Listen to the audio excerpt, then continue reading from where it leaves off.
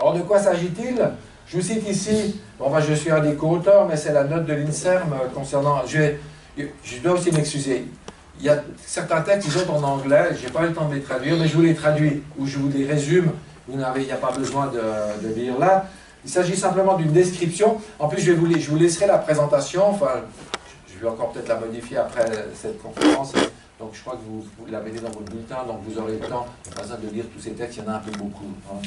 Mais l'idée, en gros, c'est que c'est une technique qui permet d'aller découper les gènes et à un endroit qu'on veut. C'est ça qui est nouveau. On peut cibler très précisément. Et quand on découpe un gène, on l'inactive. Le gène essaie de se réparer, mais il le fait mal. Donc, mais ça veut dire qu'en faisant ça, on va supprimer une fonction. Ça s'appelle un knock-out, ou knock-down du gène. Et ça permet notamment, si le gène produit des substances toxiques, comme dans certaines maladies génétiques, bah, d'empêcher la production de la substance toxique. C'est le cas dans la maladie de Huntington, notamment, pour ceux qui connaissent ce genre de maladie. Et puis, il y a une autre chose qu'on peut faire aussi, c'est que quand on a découpé quelque chose, on peut voyez, vous avez deux bouts, vous pouvez coller quelque chose entre deux. Et là aussi, ce qu'on peut faire, c'est amener des séquences d'ADN qui vont donner une nouvelle fonction au gène. Alors, ça peut être réparer une fonction déficiente ou donner une nouvelle fonction.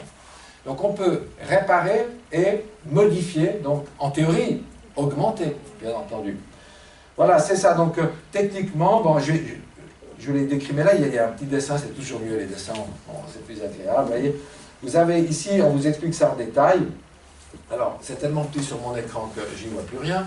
Mais vous avez donc, chaque fois, une séquence qui est donc un endroit qu'on veut viser, un endroit qu'on va couper, et c'est donc le CRISPR qui va couper, et il va être guidé par une autre molécule qui est un ARN, qui va dire exactement où il faut couper. C'est ça qui est nouveau. Avant, quand on coupait des gènes, ben, on se trompait parfois, on arrivait à des mauvais endroits. Et je ne sais pas si vous aviez suivi le cas de la première thérapie génique qui avait été effectuée sur des enfants bulles. Les enfants bulles, c'est des enfants qui ont un défaut de leur système immunitaire qui font qu'ils ne peuvent pas vivre dans l'air ambiant parce qu'ils attrapent toutes les infections. Donc on les appelle enfants bulles parce qu'on les met sous des cloches, voilà, quand même, qui font quelques mètres cubes, j'entends, parce qu'ils doivent vivre là-dedans toute leur vie. Voilà. Et c'est évidemment très lourd. Donc on a pu modifier leur gène de manière à faire en sorte que la fonction qui n'était pas remplie par un gène, parce que c'était assez simple. C'est aussi un avantage quand il y a qu'un ou deux gènes qui sont impliqués, c'est assez simple. Et de faire en sorte donc que leur organisme produise les substances qui manquaient. Alors ça, on l'a fait sur 5 enfants, ça a bien marché sur 2, je crois, et 2 autres ont développé des cancers. Pourquoi? Parce que ça avait été inséré, le gène inséré avait été au mauvais endroit, et un endroit où, justement, qui était susceptible de déclencher des multiplications de cellules anarchiques. Donc on a arrêté, malheureusement, parce que c'était quand même trop dangereux d'avoir quasiment 50% de gros problèmes de ce genre-là. Mais heureusement, c'est une maladie peu répandue, mais on n'avait pas d'autre manière de faire. Maintenant, avec cette technique, il n'y a quasiment plus d'erreurs. Alors, il y a une année, il y avait encore des erreurs, ce qu'on appelle les off-target, les effets hors cible, j'en parlerai plus tard. Mais maintenant, on a amélioré les ARN de guidage et une intervention faite par CRISPR-Cas9 n'est plus décelable et n'est plus différenciable d'une intervention qui se passe dans la nature parce que nos gènes se modifient continuellement dans la nature. On ne peut plus voir la différence. Ça ne veut pas dire forcément qu'il n'y en a pas, en tout cas, on n'a pas les moyens de la voir. Donc c'est extrêmement précis. Si on vous rajoute que ça coûte 30 € l'intervention, on ne parle pas des frais, enfin de l'honoraire du médecin, hein, mais j'entends de l'information technique dans les labos, c'est 30 €. On se rend compte que c'est extrêmement bon marché. Ben, bien sûr, ensuite, c'est pas encore au point, j'entends, mais dans le sens que intervenir dans un organisme, c'est difficile, et surtout, c'est une des limites. Si vous avez des pathologies, pour l'instant je parle surtout de pathologies, qui dépendent d'une multitude de gènes. Je fais partie d'un groupe d'oncologues qui sont basés à Montélimar, mais qui, pas à Montélimar, pourquoi je dis Montélimar, Montpellier, merci, ça commence la même chose, qui travaille justement sur ces, c'était une autre question, mais c'est sur on fait des séquençages du génome, donc on peut faire la liste de vos gènes, c'est très très facile, ça coûte 1000 $ environ maintenant, ça coûte pas cher. Et on observe toutes sortes de gènes qui sont susceptibles de vous rendre malade de telle ou telle manière. Et eux, ils recherchent les gènes qui sont susceptibles de favoriser les cancers. Ils en sont à plus de 150 maintenant. Donc c'est complexe. Alors il y a plusieurs types de cancers, mais il y a des cancers qui dépendent d'un nombre de gènes important et pour lesquels probablement on ne pourra pas faire grand-chose, en tout cas dans l'état actuel de nos connaissances. Mais quand il n'y a qu'un ou deux gènes impliqués, c'est beaucoup plus facile. Il y a des maladies qu'on appelle monogéniques qui ne dépendent que d'un seul gène. Voilà. Alors là, ce sera plus facile d'intervenir. Bien, cette thérapie génique, donc, qui consiste soit ici à inactiver, c'est le 4, on a coupé, ça s'est mal réparé, et c'est bon, soit de réparer, on a introduit ce qu'on appelle un ADN étranger, et ça marche. Alors cette technique, il faut quand même tout de suite le préciser, l'être humain, il n'a pas inventé, on l'a trouvé dans la nature. Ce sont les bactéries qui l'utilisent pour se défendre contre les virus qui les attaquent, les staphylocoques notamment. Des bêtes assez peu sympathiques en général pour l'être humain, mais qui elles aussi sont parasitées par les virus. Et on trouvait ce moyen assez efficace de couper les virus en morceaux, puisque les virus, c'est simplement souvent soit de l'ADN, soit de l'ARN, c'est assez simple, vous le coupez, il est terminé, il ne vous attaque plus. Donc on a utilisé cette technique, évidemment dans des êtres plus complexes qui sont les plantes, les mammifères et les êtres humains. Bien, alors, ce qu'il faut bien voir, c'est que les techniques d'intervention sur le génome ne sont pas nouvelles. Comme je vous l'ai dit, pour les bébés bulles, on avait déjà une technique. Alors, elles ont des noms comme Talens ou d'autres, mais elles étaient beaucoup plus compliquées à mettre en route, beaucoup moins précises et beaucoup plus chères. Voilà. Et donc, le fait de cette simplification réouvre des possibilités qu'on avait un petit peu laissé de côté. Par exemple, la thérapie génique, on en a parlé, mais... Alors, il y a la thérapie génique somatique, c'est-à-dire, par exemple, quelqu'un qui a la mucoviscidose, c'est assez simple, c'est un seul gène, mais il suffit, dans le fond, de traiter ses poumons, puisque c'est essentiellement les poumons, c'est pas uniquement les poumons. Mais si vous pouvez remplacer le gène défectueux dans les poumons, en gros, vous avez réglé la question. Ça s'appelle somatique parce que la personne est déjà née et on modifie une partie de son corps, de son soma. Bien, mais en théorie, ce serait beaucoup plus efficace d'intervenir sur l'embryon. Parce qu'à ce moment-là, quand l'embryon a 1, 2 ou 4 cellules, il suffit de modifier 1, 2 ou 4 cellules pour que le problème ait disparu chez lui et dans toute sa descendance. Il ne transmettra plus jamais la mucoviscidose. Bon, parfois, il y a des mutations qui font qu'elle va réapparaître, mais ça, c'est une autre question. Mais ça, c'est interdit, en France et en Europe. Pourquoi? Alors, il y a plusieurs raisons, mais la raison principale, c'est que c'est beaucoup plus risqué. Parce que si vous vous plantez, pour le dire vulgairement, non seulement, alors bon, si c'est encore au niveau de l'embryon, dans un pays où l'avortement n'est pas un gros problème, c'est pas là le plus dramatique, mais ce qu'on craint plus, c'est que l'enfant naisse et puis développe des choses non prévues plus tard et qu'il les transmette peut-être à sa descendance.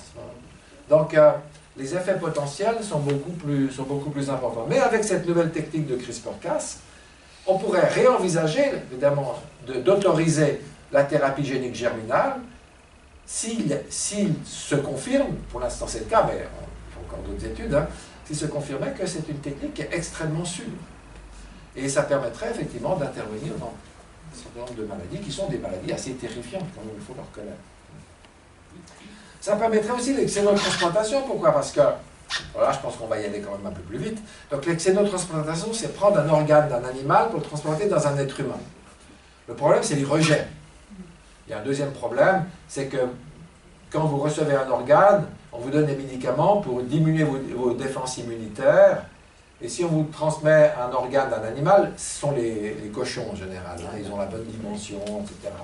Le seul problème, c'est qu'on ne sait pas combien de temps les cochons vivent parce qu'ils finissent tous dans notre assiette avant l'âge du début.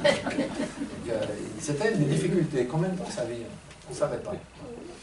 Bien, mais le problème aussi, c'est qu'ils ont des virus. Et certains de ces virus pourraient s'acclimater à l'être humain, vu que justement ses défenses immunitaires sont baissées. Et ensuite se répandre, une fois qu'un virus est... Pratiquement tous les virus qui nous attaquent, de plus en plus, il y a de plus en plus de virus qui nous attaquent, viennent des animaux, sont des zoonoses. Ebola notamment, le chikungunya, Zika, etc., viennent d'animaux. Donc il faut faire attention à ce genre de choses. On a déjà pas mal d'ennuis actuellement. Et mais si on pouvait mettre des gènes humains dans le cochon, ce serait beaucoup plus simple. Le corps se défendrait plus de la même manière.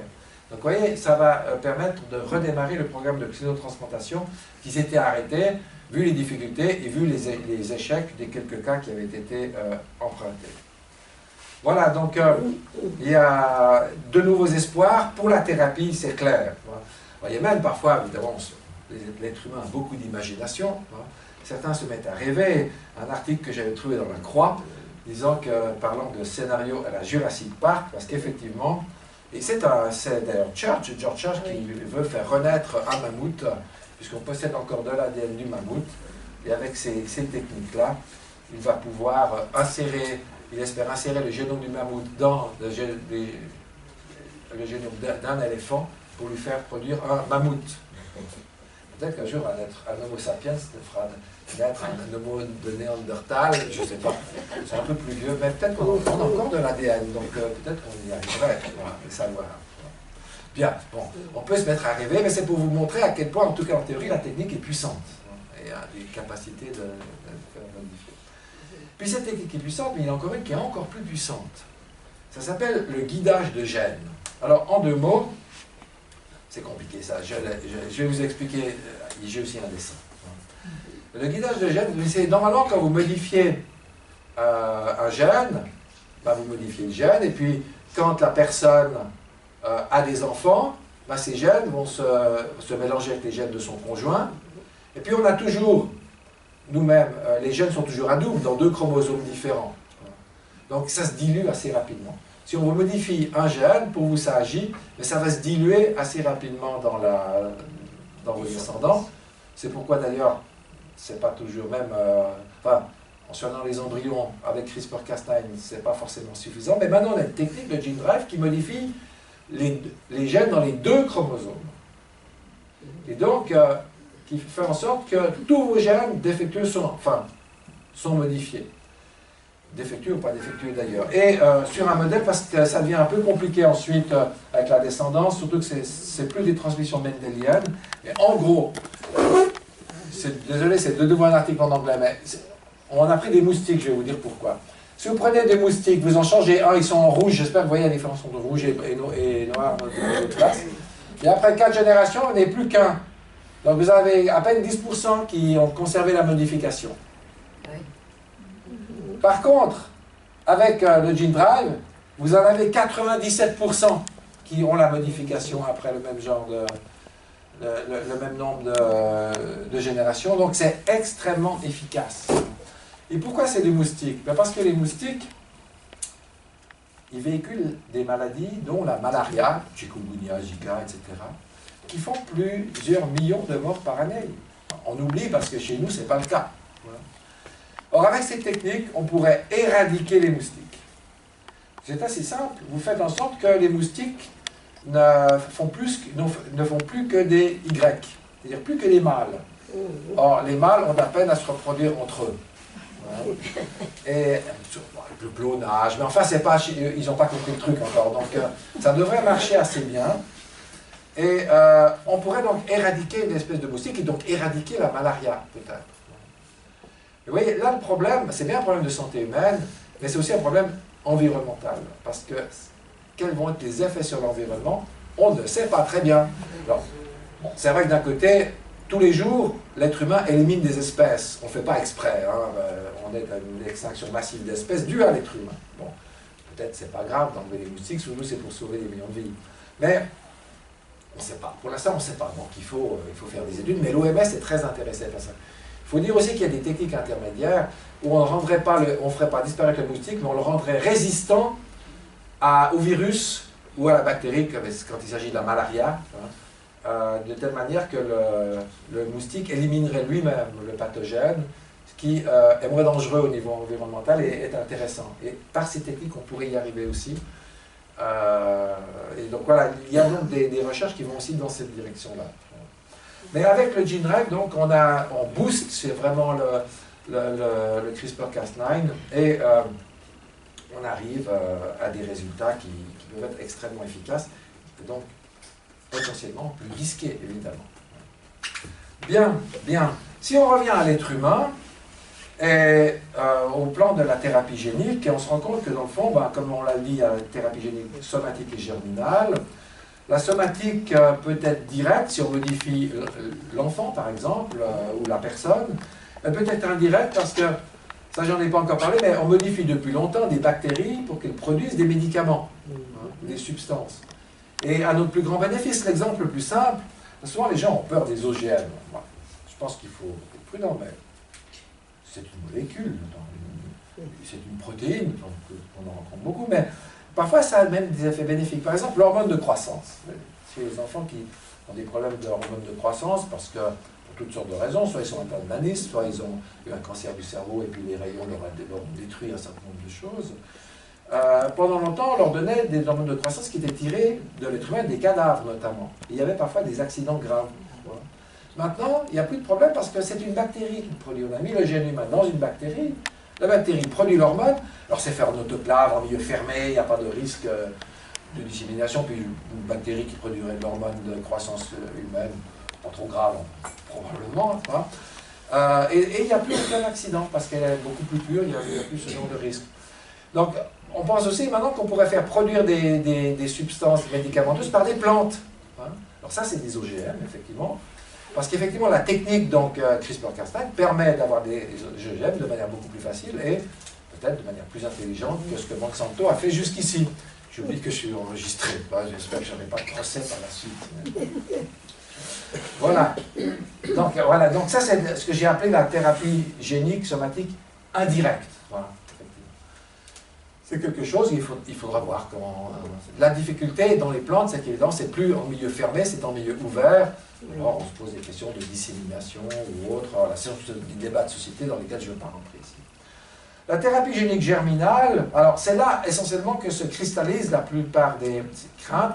C'est aussi là que se cristallisent les craintes, parce que si on veut améliorer l'être humain, c'est à ce niveau-là qu'il faut intervenir. Si on veut améliorer l'être humain, le plus efficace, c'est d'intervenir sur les embryons. Pas d'intervenir sur des adultes comme vous et moi, où c'est beaucoup plus difficile, où il y a tellement de cellules qu'on ne peut plus faire grand-chose. Alors on peut prendre des médicaments pour booster nos capacités cognitives, ça on peut faire. Ou se mettre des champs magnétiques ou électriques autour du crâne pour essayer d'améliorer la mémoire. Trouvez ça sur Internet. L'effet principal, c'est que vous risquez, faites attention, il faut bien régler le voltage, sinon vous risquez une douleur sur du cuir chevelu. C'est le seul effet avéré, j'exagère un peu, il y a une petite amélioration de la mémoire pendant quelques heures. Avec la stimulation électrique du crâne. Voilà, mais disons, c'est effectivement à ce niveau-là, au niveau de l'embryon, généralement, qu'il faut intervenir si on fait de la génétique pour que ce soit intéressant. Et là, effectivement, il y a 3 points qui sont souvent soulevés. D'abord, la crainte de l'eugénisme, parce qu'on va faire des enfants à notre image, enfin à l'image de ce qu'on estime être un être humain accompli, réussi. Hein. On parle parfois de jouer à Dieu, c'est l'idée de l'hubris, voilà, mais ce n'est pas notre rôle de faire cela. On doit accepter les enfants tels qu'ils nous sont donnés par la nature. On dit Dieu, mais ce n'est pas toujours Dieu, c'est la nature, enfin, ça, il y a différentes versions. Hein. Et puis, il y a un cas plus précis, alors, c'est l'enfant à 3 parents. Je vais dire juste dire 2 mots par la suite, c'est-à-dire que ce n'est pas du tout évident, c'est ça la thérapie génique germinale, parce qu'on ne touche pas les gènes du noyau. Hein. Mais là aussi, disons, la question de la thérapie génique germinale et de l'intervention sur le génome a ressurgi à l'occasion de la naissance de ce qu'on appelait les enfants à 3 parents. Je pense que ce n'est pas très judicieux de parler de 3 parents, mais enfin, c'est la question du don de mitochondrie, j'y viens dans un petit moment. Bien, ceci avait déjà été évidemment pressenti par certains auteurs, notamment Jacques Testard, qui dans son bouquin en 1984, c'est une petite illustration, qui s'appelle L'œuf transparent, dont je vous recommande la lecture, c'est vraiment, ça se lit comme un roman, il raconte comment le premier, ce qu'on appelait à l'époque bébé éprouvette, hein, en France, la petite Amandine a été, entre guillemets, créée, je ne vais pas engendrée, et lui il faisait partie de l'équipe avec Friedman, ceux qui ont permis. Alors bon, ensuite Jacques Testard, c'est pas distancé de la procréation médicalement assistée, mais c'est distancé d'un certain nombre de choses, notamment de cela, et lui-même assez critique. Et vous voyez déjà ici, vous aviez des possibilités évidemment qui étaient données par ces techniques, ce qu'il appelait le contrôle de normalité, et la correction génétique. Je vous ai parlé de la correction génétique. Il y a un gène défectueux, on le change. On fait les choses rapidement. Hein. Et on en met un qui n'est pas défectueux. C'est une thérapie, ça paraît très bien, conceptuellement. Et puis, mais comme c'est très difficile, on en était plutôt à l'époque et encore maintenant au contrôle de normalité, qui vont faire un test sur les embryons quand on a un soupçon qu'il pourrait y avoir un problème, et on élimine les embryons qui sont porteurs de l'anomalie pour implanter un embryon qui n'est pas porteur de l'anomalie. Et ça, à mon avis, ça va rester la technique de choix, parce que c'est beaucoup plus simple. Plutôt que d'essayer de réparer un embryon avec toutes les difficultés, prendre un embryon sain dans les embryons qui sont en disposition, c'est plus simple pour la procréation médicalement assistée. Sauf chez des parents qui n'arrivent pas à produire des embryons sains. Il y a des cas comme ça, où tous les embryons sont atteints, ou atteints de pathologies diverses. Donc la technique de la correction génétique pourrait être efficace. Mais dans le fond, ce dont on va parler aujourd'hui, quand il y a une question de thérapie, c'est une technique qui, en tout cas à vue humaine, à vue transhumaine, je ne sais pas, mais à vue humaine, sera peu utilisée sur l'être humain, parce que c'est beaucoup plus simple de le faire comme ça. Par contre, il risque d'être beaucoup plus utilisé sur les animaux de rente, pour avoir, je ne sais pas, des bœufs qui ont des filets beaucoup plus gros, etc. Ou aussi, je ne vais pas vous en parler, mais on arrive maintenant, on a découvert quels étaient les gènes qui étaient responsables de la souffrance, pas seulement de la douleur, de la souffrance, il y en a deux. Et si on les désactive, les animaux n'éprouvent plus de douleur et même plus de souffrance, semble-t-il, puisque quand un des problèmes dans l'élevage des animaux, surtout des mammifères évolués, en tout cas un problème pour ceux qui pensent que c'est problématique, c'est-à-dire qu'on devrait traiter les animaux mieux, c'est qu'on sépare rapidement par exemple les veaux de leur mère, et la mère en souffre, on entend meugler pendant plusieurs jours, etc. Avec ça, c'est terminé. En knock-outant ces gènes, il n'y a plus de... ça semble disparaître. Alors, on a fait ça que chez les animaux, on ne va pas le faire chez les êtres humains, probablement, mais on a quelques données qui ne sont pas expérimentales, mais dues aux blessures de guerre. Vous savez, les blessures cérébrales de soldats qui ne ressentaient plus la douleur. Ce n'était pas la souffrance, mais la douleur. Ce qui peut paraître très sympathique quand on doit aller chez le dentiste, mais en fait, rend la vie extrêmement difficile. Parce qu'on est plus renseigné quand il y a une agression contre notre corps. Voilà, donc, ça pourrait être utilisé chez les animaux et chez les plantes.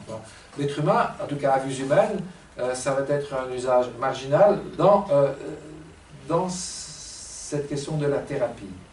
Dans la question de l'amélioration, vous allez voir que ce sera peut-être un peu différent. Les Chinois ont déjà beaucoup d'idées sur la question. Ils sont très créatifs. Bien. J'avais dit que je vous dirais deux mots des maladies mitochondriales. Mais effectivement, c'est un exemple de thérapie génique. On peut discuter comment on la qualifie, mais qui marche. Il y a déjà donc, une quarantaine d'enfants, sauf erreur, qui sont nés par cette technique. Vous savez, environ 1%, je ne sais plus le chiffre, c'est peu importe. Très petit nombre de nos gènes ne sont pas dans le noyau, mais dans des mitochondries, qui sont en fait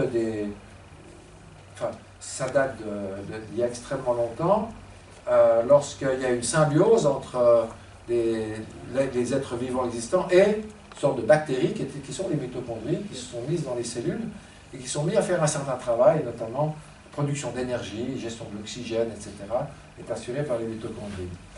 Et quand les mitochondries sont défectueuses, ça crée des maladies graves. Il y en a beaucoup de ces maladies, elles sont très peu répandues.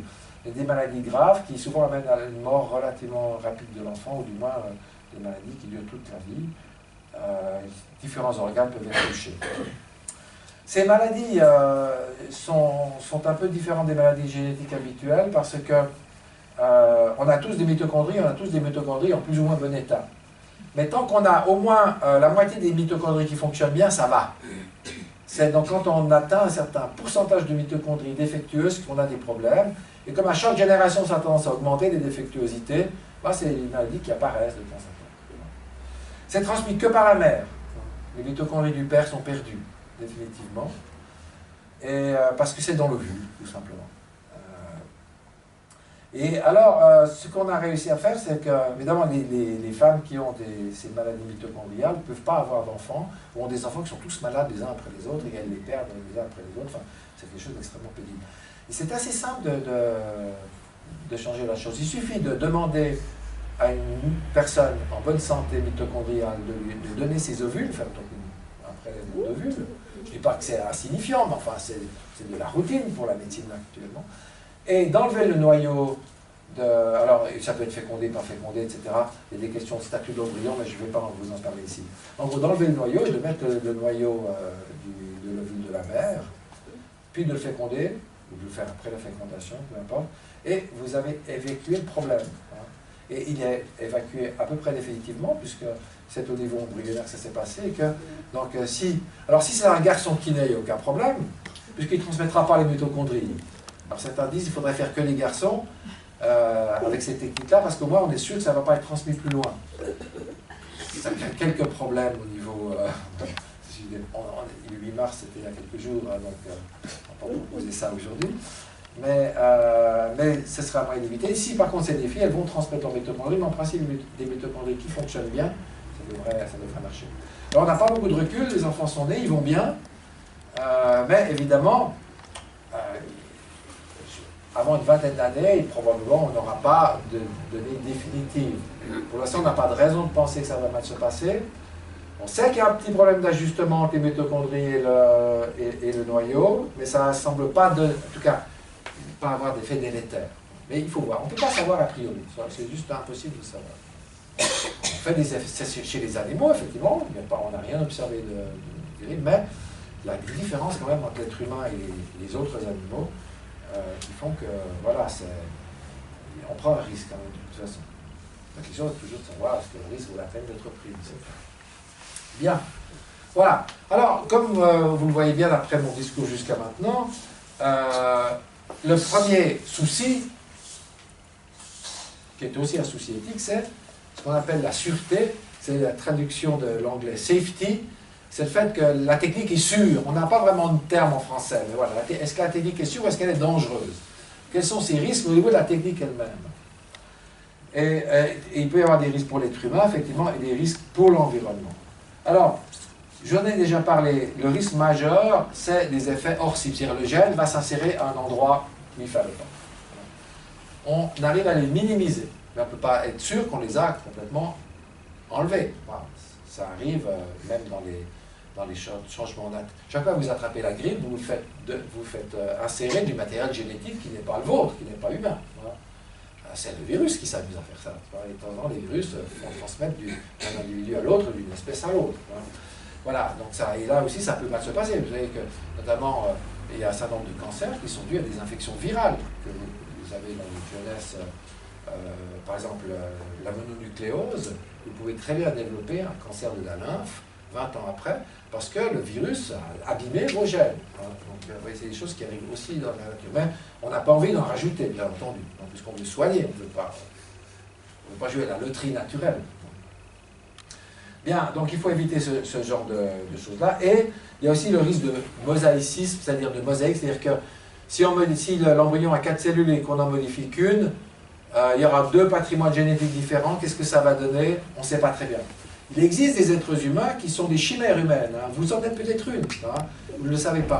C'est qu'il y a des jumeaux qui fusionnent pendant la grossesse, pendant la gestation.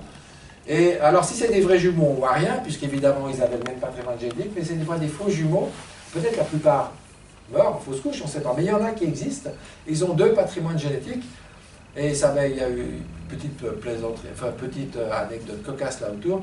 Une fois, une femme a cru que son enfant n'était pas de... Enfin, un mari a cru que l'enfant n'était pas de lui, mais parce qu'en fait, lui, le père était une chimère, et on avait fait le test sur la cellule qui n'avait pas passé dans les spermatozoïdes. Donc, vous voyez, c'est pas bon pour la paix des familles, mais heureusement, c'est extrêmement peu fréquent.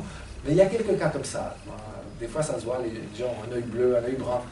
Bien qu'il y ait des gens qui ont un œil bleu, un œil brun, ce ne sont pas des chimères non plus. Il peut y avoir toutes sortes de raisons. Donc voilà, ça peut arriver, mais c'est quand même une source de soucis. Une source de soucis. Et il y a Jennifer Doudna, qui est avec Emmanuel Carpentier, qui sont les deux qui ont découvert, une fois qu'il y a une Française, il faut pas l'université, qui ont découvert la technique, dit aussi qu'il pourrait y avoir évidemment des effets plus tardifs. Et puis il y a cette fameuse phrase d'un expert, mais qui concernait plutôt le gene drive que le CRISPR-Cas9, qui comparait le gene drive à une réaction nucléaire en chaîne qu'on ne pouvait pas arrêter.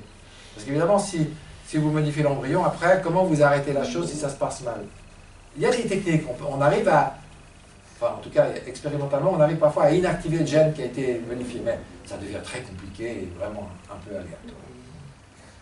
Bien, l'INSERM a aussi donné son grain de sel. J'ai oublié qu'on m'a servi un café, il va être froid, mais c'est bon. Excusez-moi, je suis désolé de boire un café devant vous, alors vous êtes obligé aridement de m'écouter, mais bon, on parlait de notre soif. C'est mieux de boire un café que de le faire au whisky, parce qu'au bout d'un moment, on fait n'importe quoi. Je dis encore une fois qu'on... Bien, voilà, donc l'INSERM a donné un certain nombre d'avis et a signalé quelques risques, comme les effets hors cible, le risque de diffusion du gène, c'est-à-dire le gène ne va pas, enfin, contamine d'autres populations d'organismes que ceux qu'on avait visés. Ce n'est pas de problème tellement avec l'être humain, mais quand on agit sur des plantes ou des animaux, notamment aussi des unicellulaires. L'impact écologique si on éradique une espèce. Et il pourrait y avoir des effets indésirables pour l'être humain, comme l'apparition de cancer ou des choses de ce genre-là, auxquels il faut faire attention.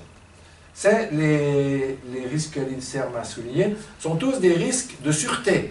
Est-ce que la technique est sûre ou pas? Ce ne sont pas les seuls. Il y a la question de la sécurité, c'est ce qu'on appelle le bioterrorisme. C'est tout un chapitre sur lequel je ne vais pas entrer en détail, mais là aussi Jennifer Doudna s'est rendu compte que le RNA, enfin le morceau de ARN, excusez-moi, le morceau d'ARN qui sert de guide au CRISPR, eh bien, elle s'est rendue compte il suffit de le modifier très peu pour qu'il soit capable de fonctionner dans l'être humain. Et là, il s'agissait, vous savez, souvent en médecine, on utilise des modèles animaux, c'est-à-dire qu'on modifie génétiquement les animaux, les souris essentiellement, pour qu'elles puissent attraper une maladie humaine, des cancers notamment, afin d'étudier le cancer, autre part que sur l'être humain, comme on peut. Et là, donc, on utilise CRISPR-Cas notamment pour modifier ces souris maintenant. Tous les labos l'utilisent, c'est vraiment la technique qui est devenue utilisée partout. Et Jennifer Doudna s'est rendu compte que l'ARN qu'on a utilisé, il suffit d'une très petite modification pour qu'il puisse aller s'adapter dans les poumons humains et causer des cancers humains. Donc, c'est à la portée de pas grand monde de fabriquer des sortes de maladies sans trop de difficultés. Et on peut modifier, bien sûr, des virus, on peut modifier des bactéries. Alors, c'était avant CRISPR, mais dans les débats autour de ce qu'on appelle la biologie de synthèse, et fabriquer des êtres vivants, qui a déjà pas mal de résultats, enfin au niveau des bactéries, bien entendu. Eh bien, c'était des étudiants, même en labo d'étudiants, parce qu'il y a aussi un concours d'étudiants, avaient réussi à recréer le virus de la grippe espagnole, qui a quand même fait plus de morts que la Première Guerre mondiale a fait beaucoup de morts, mais la grippe espagnole en a fait plus. Bon, certes, une population affaiblie, etc., mais vous voyez les genres de choses. Et c'est pas très difficile. Bon, c'est quand même pas à la portée de n'importe quel amateur, mais c'est pas très difficile. On pense aussi que certains pourraient être tentés de modifier le virus de la variole pour le rendre résistant au vaccin. Alors, la variole, c'était 25% de la population, on ne se rend plus compte de ces nombres-là, 25% de la population était touchée au XVIIIe siècle et la moitié mourait. L'autre moitié restait marquée. Il y a des maladies qui sont... La peste, c'est samedi, bon, mais je vais vous dire d'autres choses plus sympathiques après. La peste, il y a des foyers de peste encore, 4 foyers de peste au niveau mondial. Bon, la peste, c'est une bactérie, ce qui est plus compliqué parce que c'est plus compliqué qu'un virus, du point de vue génétique. La peste, on a maintenant des souches qui sont résistantes à tous les antibiotiques connus. Il n'y a même pas besoin d'en modifier beaucoup. On pourrait encore en avoir plus virulent. Alors, on développe des vaccins et les Français en ont un bientôt en vue. Mais par exemple, la peste pulmonaire, c'est 100% de mortalité. La peste bubonique, c'est un peu moins, on arrive à 50 et 70%. C'est pas mal. On pourrait le rendre plus virulent encore. Alors, heureusement, jusqu'à maintenant, les gens se sont quand même rendus compte, parce que en théorie, ils ne sont pas toujours très intelligents, mais quand même ils se sont rendus compte que s'ils lâchent ça dans la nature, ça va leur retomber dessus aussi. Il faudrait qu'ils développent le vaccin avant. Et jusqu'à maintenant, on a vu que chaque fois qu'on a essayé, ça n'a pas bien marché. Il y a eu l'anthrax, vous savez, les gens qu'on voyait au niveau de l'anthrax, ça contaminait très peu de monde en définitive. On se rend compte que c'est plus facile de fabriquer quelque chose de dangereux que de le disséminer. Et là, parce que la question s'est reposée avec CRISPR-Cas9 justement. Certains ont demandé un moratoire, ou une interdiction de publier les résultats. Il y a eu tout un débat il y a 2 ans là autour. Le moratoire a été levé, ou il a été mis, et puis l'interdiction de publier n'a pas été émise, notamment pour une raison très simple, c'est que si vous créez un moratoire et vous interdisez de publier, vous n'empêchez pas certains de continuer. Par contre, vous allez vous empêcher de prendre des moyens de lutter contre, puisque vous aurez arrêté la recherche. C'est très difficile de savoir ce qu'il faut faire dans ces cas-là. Et donc pour l'instant, on essaie d'être prudent et de faire en sorte que... On espère que ça ne partira pas du mauvais côté. Mais voilà, deuxième question, qui est la question de la sécurité. Voilà, là, bon... Alors, comme je vous l'ai dit, dès qu'on intervient sur l'être humain, tout ça est généralement interdit dans notre pays. J'ai mis ici, comme je suis un citoyen de la Confédération helvétique, certains disent hermétique depuis qu'on est contre la libre circulation. Enfin, on est arrivé à faire une loi vide de tout contenu, c'est pas mal ça. Aussi, c'est comme un peu partout, c'est même plus restrictif qu'en France, vous voyez. La correction génétique est interdite pour l'instant. Bon, ça en France aussi. Mais nous-mêmes, le diagnostic préimplantatoire est interdit. Enfin, on est en train de changer. Le diagnostic préimplantatoire était interdit. Donc, il était interdit de fabriquer des embryons in vitro, etc. etc. C'est une influence du droit allemand qui est très, très réticent pour des raisons historiques. Quand on habite Genève comme moi, on oublie que 3 Suisses sur 4 parlent allemand. Quand on va à Berne, on s'en rend compte. C'est à cause de Napoléon que Berne parle allemand et pas français. Parlaient français, les Bernois, jusqu'à l'invasion de Napoléon, en tout cas la haute société, et pour protester contre l'invasion napoléonienne, ils ont décidé de ne plus parler français. Napoléon a eu beaucoup de dégâts collatéraux. Bien, mais c'est intéressant de voir que l'interdiction de la correction génétique, notamment, ou du diagnostic préimplantatoire en Suisse, dans les discussions, a reposé sur 2 arguments, dont là, on va le retrouver dans un moment. Le premier, c'était que c'est le statut de l'embryon. Ça, c'est dans les milieux catholiques, surtout, c'est un sujet très important. On va dire qu'il n'existe pas ailleurs, mais c'est surtout chez les catholiques que l'embryon est considéré, ou du moins par prudence, on doit considérer l'embryon comme une personne. Donc, l'idée de le traiter différemment d'un être humain. Donc, il y a des cantons catholiques chez nous aussi, pas tous. Et puis, il y a aussi l'idée du risque d'eugénisme, c'est-à-dire que si on se met à intervenir sur l'embryon, où va-t-on s'arrêter? Bien, comme je l'ai signalé, mais je passe vite parce que je me rends compte que j'avance pas vite. On a voté récemment pour supprimer l'interdiction de créer des embryons, enfin, de faire des tests sur les embryons. Bon, ça doit encore passer, on doit encore trouver une loi. C'est essentiellement pour pouvoir lutter contre les maladies génétiquement transmissibles. Parce que les familles allaient à l'étranger, c'est ce qui passait. Mais c'est l'affiche que j'ai trouvée amusante, l'affiche des opposants. C'est une affiche. Après le maïs OGM, l'enfant OGM. Ça n'a pas suffi, mais c'était assez bien réfléchi, puisque il y a une majorité des gens qui sont contre le maïs OGM. Et donc, je dis, si on fait comme si on met l'enfant et on fait la comparaison, rhétoriquement, c'était pas mal. Ça n'a pas marché. Vous voyez que on voit que les romans qui sont de ce côté sont plus éclairés que les alémaniques qui sont de l'autre côté. Et vous répétez pas ça chez moi. Non, mais je me vois parce que j'ai un nom d'origine alémanique de toute façon. Et les seuls cantons qu'on a acceptés sont les cantons qu'on appelle volontiers primitifs chez nous, qui sont les Appenzell. Ils font un excellent fromage. Et ça doit être Uri et Schwyz. Non, Uri et Nidwald ou Obwald, dans les demi-cantons. Voilà, qui ont un petit peu refusé. Voilà, on s'amuse un peu. Les cantons suisses sont des sortes d'États et on a des problèmes de voisinage parfois, enfin plutôt sur l'ordre amusant qu'autre chose. On s'entend bien en général, c'est une bonne chose. Voilà, je referme cette parenthèse nationaliste ou patriotique, même si le patriotisme est à la mode maintenant un peu partout. Et je passe donc à l'amélioration de l'être humain. Donc voilà, sur CRISPR-Cas9, vous voyez, donc c'est une technique qui est extrêmement puissante et pourrait nous permettre d'intervenir sur l'être humain ou sur l'environnement avec des effets possibles sur l'être humain, ce qui soulève des problèmes de sûreté. Et si on intervient sur l'être humain, des problèmes liés à ce qu'on peut appeler les dérives eugénistes. Alors, je vais passer assez vite parce que je vois qu'il y a bientôt 3 quarts d'heure que je parle et j'ai déjà fait le premier tiers de ma présentation. Rapidement, l'amélioration de l'être humain, parce que ça c'était relativement général. Quelques citations pour montrer que c'est un mouvement pour améliorer l'être humain, quelque chose qui nous tient à cœur depuis longtemps. Alors, 3 auteurs, certains sont semi-humoristiques. Voilà Voltaire d'abord, malgré l'opiniâtreté des hommes à louer l'antique aux dépens du moderne, et c'était mieux avant. Il faut avouer qu'en tout genre, les premiers essais sont toujours grossiers. Ah oui, c'est ça l'idée du progrès. Alphonse Allais, dont je recommande toujours la lecture, surtout pour les gens qui ont des intérêts théologiques, sur ces citations, l'homme est imparfait, mais ce n'est pas étonnant quand on pense à l'époque où il a été créé.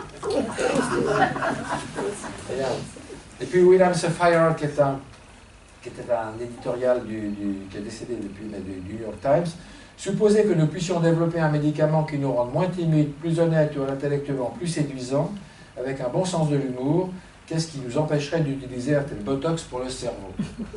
Si vous ne le voulez pas pour vous, demandez à votre conjoint ce qu'il en pense. Voilà, parce que peut-être vous préférez volontiers avec le conjoint, je ne sais pas. Voilà, mais c'est pour dire que, a priori, c'est des choses désirables. Voilà. S'améliorer, aller vers le mieux. Et alors, évidemment, c'est assez complexe quand on demande qu'est-ce qu'on veut améliorer. Là, j'ai un horrible schéma, je ne vais pas commenter longuement, mais on peut vouloir améliorer, vous voyez, une capacité qui existe comme la mémoire, ou créer une nouvelle capacité comme la vision nocturne. Voilà. On peut vouloir améliorer un individu ou l'espèce. On peut vouloir améliorer des capacités cognitives ou des capacités affectives, voire des capacités morales. L'éducation, elle a aussi pour améliorer les capacités morales, ça ne marche pas très très bien quand même, il y a des difficultés quand on voit le résultat. Si on pouvait, par une pilule ou une intervention génétique, améliorer la moralité de l'être humain. Ensuite, deuxième question, c'est quoi un être humain moral? Ça, mais parfois quand même, on sait, les racistes, les agresseurs, les meurtriers, tout ça, quand même, on est à peu près d'accord que si on pouvait diminuer ça, ce serait une bonne chose. Ben, les questions se posent aussi, alors évidemment, avec les crimes pédophiles et autres, des récidives, quand on relâche un criminel dans la nature. D'ailleurs, on leur impose des traitements, parfois des castrations chimiques ou des choses de ce genre-là, enfin, en tout cas dans certains pays. Ça dépend un peu de la même logique. Beaucoup moins dramatiquement. Je ne sais pas ce que vous avez fait, mais moi, quand mes enfants ont passé leur examen de baccalauréat, maturité on appelle chez nous, je leur ai donné du ginseng, de la vitamine B, enfin des trucs de ce genre-là. J'ai dit à mon fils, écoute, si tu es un peu nerveux, tu prends un petit verre d'eau de vie avant. J'ai pris un peu trop, mais j'entends. Eh bien, un café aussi, ça peut aider, ces choses-là. Enfin, voilà. Voilà. Ça marchait plus ou moins bien. Maintenant, les étudiants, ils prennent du modafinil, du propanolol, enfin des choses qui... Le propanolol, par exemple, ça permet de rester éveillé pendant 3 jours, 72 heures. L'armée s'y est intéressée, d'ailleurs. Allez savoir pourquoi. Voilà. La Ritaline, 4 millions d'enfants américains en prennent tous les matins pour traiter leur hyperactivité. Mais ça améliore l'attention. Alors est-ce que ça l'améliore chez les personnes saines? C'est pas clair. C'est pas clair. Vous voyez, donc vous avez, on a quelques substances, il n'y en a pas énormément, là, mais il y a, voilà, donc on peut améliorer toute série de choses, comme vous aurez ce schéma, je ne commande pas plus. Pour vous dire, c'est assez complexe. Les capacités physiques, bien sûr aussi, c'est le dopage sportif, tout simplement. Ça, alors on pourrait se dire, oulala, mais c'est plein d'horreur, etc., les gens ne voudront pas. Ah oui, vous êtes sûr? Regardez, petite étude aux États-Unis. Si vous aviez la capacité de donner à votre enfant un médicament relatif, sans trop de risques, 1 heure avant des leçons de piano et qu'il puisse devenir un excellent joueur de piano, est-ce que vous le feriez? Il s'agit des enfants. Bien, 50-50, pour parler comme c'est pas étonnant. Vous pouvez déjà aller voir autour d'un terrain de football. Enfin, moi, j'avais mon neveu qui fait du hockey sur glace. Il a commencé à 5 ans, je vais le voir à la patinoire. Écoutez les parents le long du terrain ou de la patinoire, c'est pas étonnant. J'avais les parents des copains de mon neveu, ils avaient déjà acheté les équipements jusqu'à l'âge de 20 ans. Chaque année. Donc, la pression des parents, c'est pas nouveau. C'est pas nouveau. Alors, bon, voilà, on peut penser que c'est pas judicieux, alors est-ce qu'on va réussir à l'arrêter? On peut être assez sceptique. Voilà une étude que Anjan Chatterjee, qui est un médecin d'origine indienne mais américain, a fait. Il a montré que les arguments qu'on emploie, ce qu'on appelle maintenant la neurologie cosmétique, là il s'agit des médicaments, il ne s'agit quand même pas d'intervenir sur le génome, c'est quand même beaucoup plus lourd. Mais c'est pour donner un peu la mentalité. Donc il a montré que les arguments qu'on dirige maintenant contre la neurologie cosmétique, c'est-à-dire c'est dangereux, c'est la sécurité, c'est safety là qu'il faudrait voir. Érosion du caractère, parce que si on prend l'habitude de prendre une pilule chaque fois qu'on a un problème, on ne va plus avoir assez de force pour lutter contre les problèmes qu'on rencontre. La justice distributive, ça profite qu'aux riches, ou la coercition, pression sociale sur le travail pour qu'on prenne des améliorants qui existent déjà, le dopage au travail, c'est pas quelque chose de nouveau. Ces soucis-là étaient exactement les mêmes que ceux qu'on avait dirigés contre la chirurgie esthétique il y a une quarantaine d'années. Et maintenant, la chirurgie esthétique ne cause aucune difficulté d'acceptation sociale. Donc, il est fort probable que ça puisse, que ça se généralise. Regardons ce qui se passe dans le sport. Voilà. Bien, maintenant, évidemment, il y en a qui ont une vision plus grandiose, et comme je vous l'ai dit, avec la génétique, c'est des visions plus grandioses. Alors, je cite quelques auteurs. Peter Singer, voilà ce qu'il dit. Peter Singer est connu comme défenseur des animaux, surtout. Mais dans le futur, nous serons capables de prendre délibérément des mesures pour faire en sorte que notre culture, non seulement encourage une conduite éthique dans la génération actuelle, mais qu'elle augmente encore ses chances dans la suivante. Pour l'instant, nous en savons trop peu, ça a été écrit il y a 40 ans, nous en savons trop peu sur la génétique humaine pour le réaliser autrement que de manière très grossière et potentiellement dangereuse.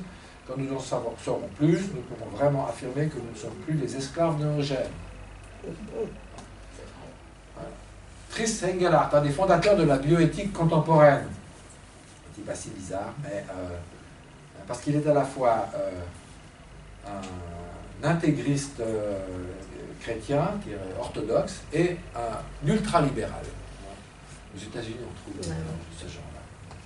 Dans le futur, dit-il, notre capacité à manipuler la nature humaine afin qu'elle se conforme au but choisi par les personnes va augmenter. Bon, il dit, j'oublie pas tout, mais il termine en disant ce sont les personnes qui sont mesure de toutes choses, car il n'y a que les personnes qui peuvent mesurer, donc nous sommes absolument libres de décider ce que nous voulons. C'est une paraphrase de Protagoras, un philosophe grec. Il dit à un autre moment, nous devons créer l'homme à l'image et à la ressemblance de ce que nous désirons, avec des images bibliques, etc. Et j'avais dit, je crois que c'est à vous, que quand j'avais participé à un colloque organisé par les théologiens sur le transhumanisme, un des orateurs avait dit que les transhumanistes se réclament aussi de la parole biblique. Soyez parfaits comme votre Père du ciel est parfait. Voilà. Je ne suis pas théologien, mais je pense que l'interprétation est assez particulière. Hermann Müller, encore, que je vous donne, parce que Hermann Müller est quelqu'un qui était un savant allemand, mais qui a passé aux États-Unis, et il était à la grande époque de l'eugénisme. Il dit ceci, il avait dit en 1935, c'était avant la guerre. Après, il y a eu un coup de froid, mais vraiment. Nous voyons l'histoire de la vie divisée en 3 grandes périodes. Dans la longue phase préparatoire, on trouve une créature sans pouvoir sur son environnement, que la sélection naturelle amène peu à peu à l'état humain. Dans la seconde courte phase de transition qui est la nôtre, l'homme modifie son environnement immédiat afin de satisfaire ses désirs. Et dans la longue troisième période, il percevra tous les secrets de sa propre nature et se transformera en une créature sublime, en un être par rapport auquel les divinités mythiques du passé paraîtront de plus en plus ridicules. Voilà. Alors vous direz, c'est peut-être 3... Mais c'est des savants, c'est des gens qui ont pignon sur eux, c'est pas des rigolos qui... quoi que ce soit, sont des universitaires et qui sont pris, il est mort évidemment maintenant, relativement au sérieux.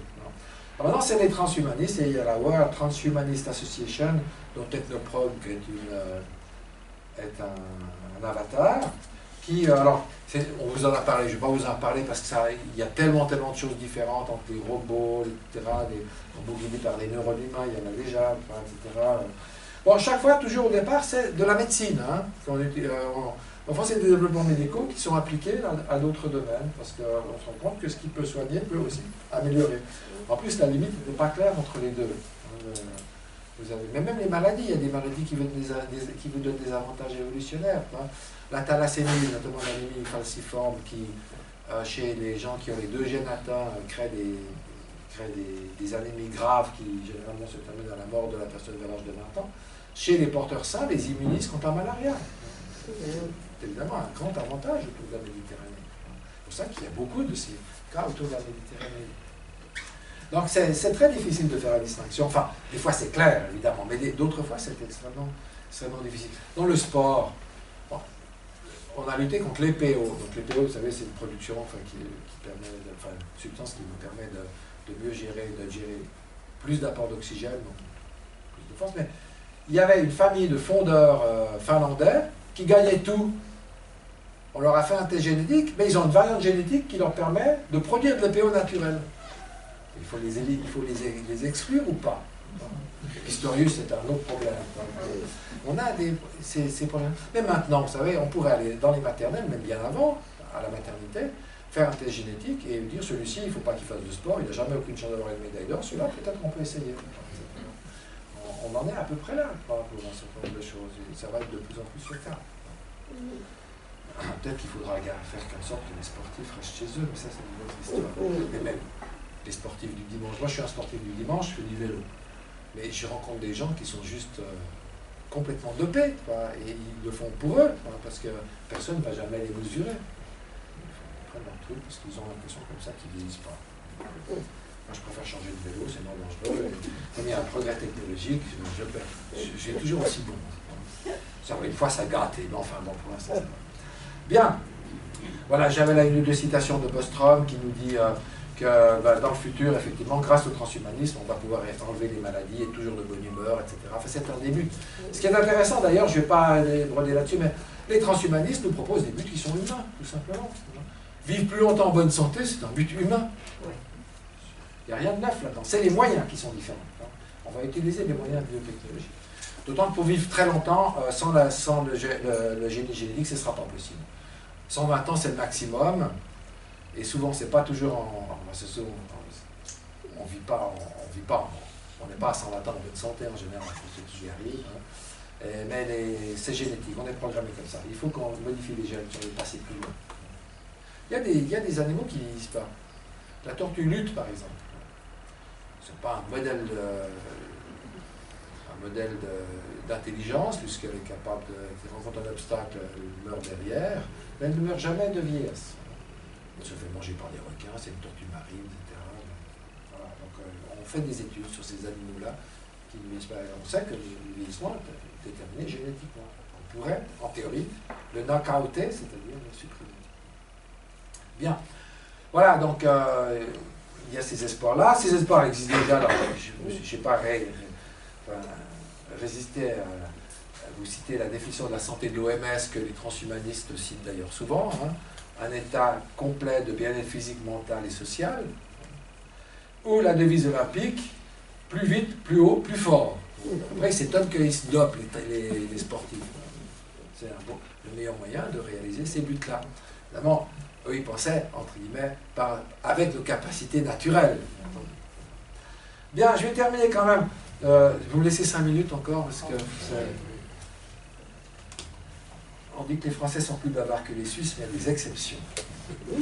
Donc, l'eugénisme libéral. D'abord, il faut bien voir, quand on parle d'eugénisme, il faut faire attention. L'eugénisme dont on parle maintenant n'a rien à voir avec l'eugénisme classique et l'eugénisme politique. La différence, c'est que dans l'eugénisme politique, on veut agir au niveau de l'espèce, on veut stopper la dégénérescence.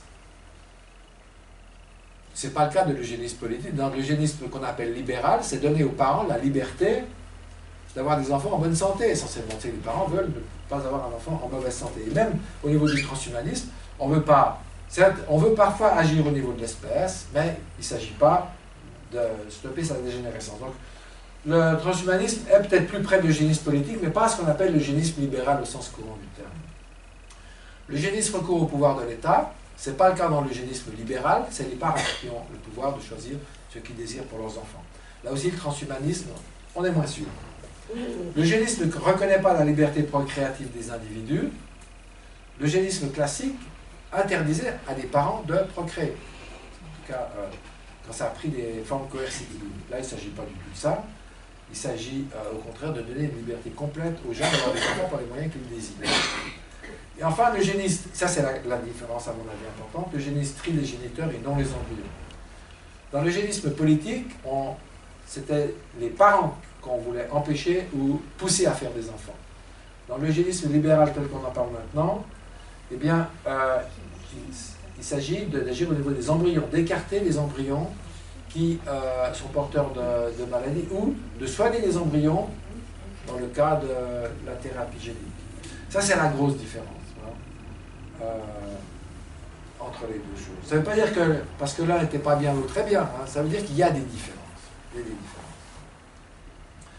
Voilà, alors, mais, comme je l'ai montré, donc si on prend l'eugénisme libéral au sens, au niveau des individus, c'est-à-dire qu'on emploie des tests préimplantatoires pour permettre aux parents d'avoir des enfants qui ne sont pas atteints d'un certain nombre de pathologies, ça n'a rien à voir avec l'eugénisme politique, même si ça s'appelle eugénisme libéral, parce qu'il peut y avoir des effets eugéniques. Il n'y a pas d'intention eugénique. Un effet qu'on voit déjà bien, c'est avec la trisomie 21, et le mongolisme. Le mongolisme est en train de disparaître dans nos sociétés, alors pas à cause du diagnostic préimplantatoire, mais du diagnostic prénatal essentiellement, parce que les femmes, les mères, font un test de dépistage et quand le test est positif, elles avortent si l'enfant est porteur de cette maladie. Il y a des faux positifs et des faux négatifs. De toute façon, on ne va pas pouvoir éradiquer, ça c'est clair. Mais il y a des effets qu'on peut appeler eugénistes si on veut, mais leur motivation n'est jamais eugéniste. Elle est tout le temps d'éviter d'avoir un enfant atteint de pathologies lourdes. Encore, le mongolisme est une pathologie sérieuse, mais il y a des choses bien pires que ça au niveau génétique. Alors, après, on peut discuter pour savoir si c'est admissible ou pas admissible. Alors, ça va mobiliser bien entendu de nombreuses questions concernant, d'une part, le statut de l'embryon ou le statut du fœtus. Il y a des désaccords sur cette question-là. Ça va aussi poser des questions sur l'image qu'on se fait des handicapés ou du handicap. Les associations de handicapés sont assez réticentes parce qu'elles pensent qu'elles pourraient en pâtir, que les handicapés qui viendront quand même à l'existence pourraient en pâtir. Pour l'instant, ça ne s'est pas vérifié, mais c'est un risque qui existe. On peut aussi se demander, mais est-ce que vraiment l'attitude que l'on a de vouloir absolument tout contrôler est une attitude qui est judicieuse? Puis ensuite se pose la question de savoir, bon, moi, si j'accepte de ne pas vouloir tout contrôler, est-ce que je peux imposer aux autres de ne pas vouloir contrôler leur progéniture? Ce sont des questions relativement classiques, mais qui sont assez importantes. Et puis, il y a quand même quelques inquiétudes un peu plus sérieuses. Et voilà, donc, les Chinois. Je dis qu'ils avaient des imaginations. Alors, les Chinois, ils sont dans un système international ultra compétitif, hein, ils veulent arriver les premiers, ce qui fait grincer des dents aux Américains, mais bon, chacun son tour, on pourrait dire, mais les Chinois, notamment, ils ont une culture morale assez différente de la nôtre. Ils aimeraient trouver le moyen d'avoir des enfants plus intelligents.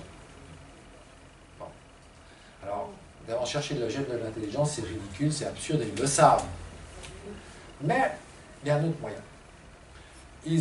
C'est facile de faire des tests pour savoir quels sont les enfants surdoués, qui ont plus de 160 de QI. Si on prend l'exemple de QI. Vous faites des tests et vous faites. Quand vous avez ces enfants-là, vous en prenez une centaine et vous décodez leur génome. C'est pas difficile, hein, vous faites un petit frottis à l'intérieur de la joue, il y a des cellules, vous avez le génome. Et vous cherchez si parmi tous ces enfants, il y a des séquences qui se reproduisent tout le temps. Si elles se reproduisent tout le temps, elles sont probablement responsables de leur QI élevé. Une fois que vous avez identifié, vous pouvez modifier les embryons en leur insérant ces séquences-là. Ou vous pouvez trier les embryons en ne gardant que les embryons qui ont ces séquences-là. C'est un programme qui est en route, en Chine. Le risque, et ça c'est ce qu'on peut appeler la pression sociale ou internationale, c'est que s'ils le font et que ça marche, on aura avantage à le faire, si on ne veut pas être des humains de seconde zone par rapport aux Chinois. Peut-être que ça ne marchera pas, j'en sais rien. Vous voyez le genre de problèmes qui sont en train de se présenter grâce à la modification des gènes de l'être humain. Et donc, vous voyez, le transhumanisme, puisqu'on parlait un peu de ça, mais parlons plutôt de l'humain de demain, il y a à la fois des espoirs, comme toujours d'ailleurs, parce qu'on pourrait soigner des maladies, on pourrait empêcher qu'elles arrivent, etc., qui seraient quand même intéressants, et puis quand même des inquiétudes. Et vous aurez remarqué que les inquiétudes arrivent souvent quand c'est l'État qui s'en mêle. Et c'était déjà le cas dans les années 30 ou auparavant. Donc on a peut-être intérêt à continuer à militer pour la liberté personnelle, même si ça implique effectivement qu'on donne aux parents une énorme discrétion sur l'avenir de leurs enfants. Voilà, je vais m'arrêter là. Il y a encore d'autres choses, vous verrez. J'avais notamment vous dire, bon, mais par exemple, on ne sait souvent pas, mais Jean-Paul II a pris position en faveur de la thérapie génique germinale. Alors, il ne s'était pas rendu compte que pour la mettre au point, il va falloir sacrifier des embryons. Ça, c'est problématique. Mais l'idée de pouvoir soigner des embryons plutôt que de les détruire, c'était ça. C'était évidemment une idée tout à fait acceptable pour le Vatican, et même une idée plutôt bonne. C'est de la médecine. Voilà, mais effectivement, donc, comme je dis, pour mettre au point, on va sacrifier des embryons, c'est compliqué. Alors maintenant, si on voulait entrer dans les détails, on a des cellules pluripotentes qu'on peut reprogrammer, et on est arrivé récemment, ça fait 2 semaines, à fabriquer une sorte d'embryon à partir de cellules non embryonnaires. Évidemment, il sera impossible à réinventer quoi que ce soit, il n'y a pas de placenta, quoi que ce soit, etc. Les choses sont très compliquées, mais notre connaissance des mécanismes du début de la vie, humaine et non humaine, progresse rapidement, et on va être capable de faire des choses qu'on n'arrive même pas à imaginer maintenant. Là, comme je dis, l'important c'est d'essayer de maintenir le contrôle là-dessus, mais voilà, c'est un peu... l'avenir est ouvert, ça va dépendre comme toujours, ça va dépendre de l'attente et des gens qui ont le pouvoir, d'attendre des parents d'abord, vis-à-vis de leurs enfants, vis-à-vis d'eux-mêmes, et de l'attente des pouvoirs publics et de la façon dont ils gèrent tout ça. Voilà, donc, comme toujours, on termine sur plus d'interrogations que de certitudes, mais vous voyez que là, il y a un champ qui s'ouvre et qui va probablement le continuer, grâce notamment à CRISPR-Cas9, qui a entièrement, dans le fond, renouvelé un débat qui avait eu lieu dans les années 90, qui était un peu estompé, qui redémarre maintenant. Je vous remercie.